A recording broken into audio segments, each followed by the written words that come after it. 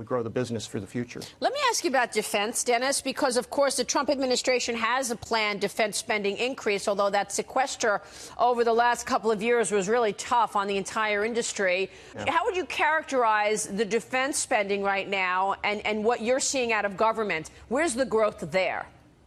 Yeah, we've been dealing with a very tough defense budget environment over the last few years. As you said, sequestration's been very tough on the U.S. defense industry.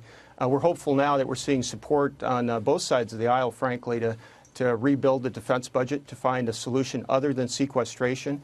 I think a long-term, stable defense budget is fundamentally important to the country, both from a national security standpoint as well as from an industrial base consideration standpoint. We're hopeful that we'll get back on that kind of track. We've seen some very good support for our Boeing programs, ranging from helicopters to fighter aircraft to the new tanker that we're building.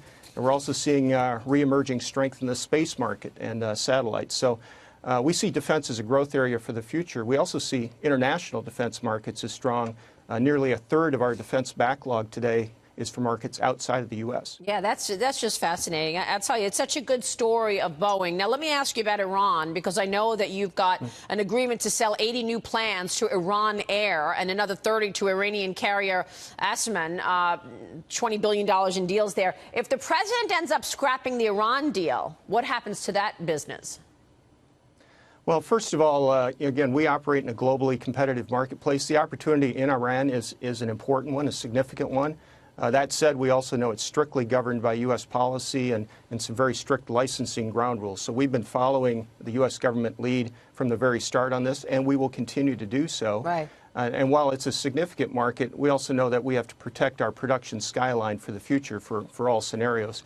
Fortunately, the interest in the 777 and the 737 is wide across the globe, so we'll manage the risk to our company. Will stay in line with the U.S. government policy, but important that all competitors that might sell airplanes to Iran, again, play by the same rules. Absolutely. Dennis, you've got some big news that you're going to break on our show right now. Growth and moving the company forward is always on your mind. We know that. Part of that's creating this pipeline for the future. You've got some big news about a program that's encouraging young people and our nation's veterans to get involved in science and technology.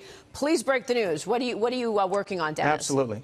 Well, Maria, thank you. Our mission as a company is to connect, protect, explore, and inspire the world through aerospace innovation. One of the big ways we do that is by investing in people, investing in the future. Today, we're announcing that in 2018, we'll make $50 million of charitable grants to our communities.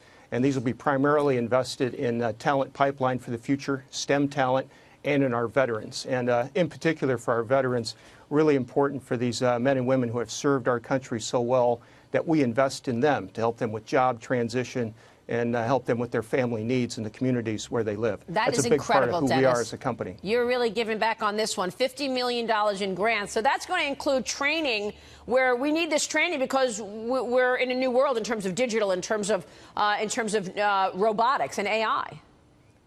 You got it. It's an exciting future. We're investing in some of those broad technologies, as you mentioned, bringing innovation to the marketplace, additive manufacturing in the marketplace, autonomous systems. And the veterans that are entering our workforce, they just bring strong character and integrity with them, all the characteristics that we want to see in our people.